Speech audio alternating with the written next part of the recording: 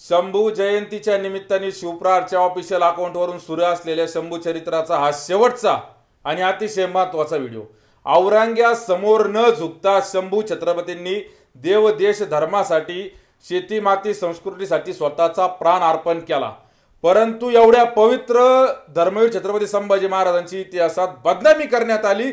शंभूराजे मोगलांना मिळालेले होते, चारित्र्यहीन होते, त्या ठिकाणी व्यसनी होते। असं अतिशय घाण पातळीवर शंभूराजांच्या विरोधात काही हरामजाद्या लोकांनी लिहिलं आणि हे खोडण्याचं काम दुर्दैवाने त्या ठिकाणी कोणाकडून झालं नाही। शंभूराजांचं नाव घेऊन संघटना चालवणारे, शंभूराजांचं नाव घेऊन पक्ष चालवणारे यांनी हे काम खरं तर करायला पाहिजे होतं, पण त्यांनी ते केलं नाही। त्यांनी फक्त अर्ध सत्यच सांगितलं।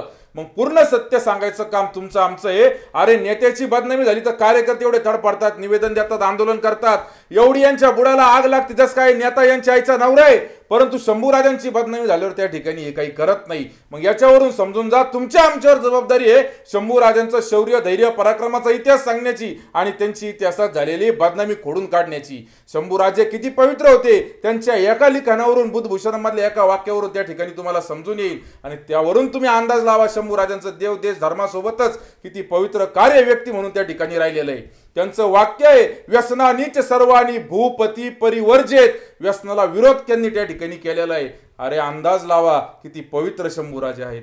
जय शंभूराजे।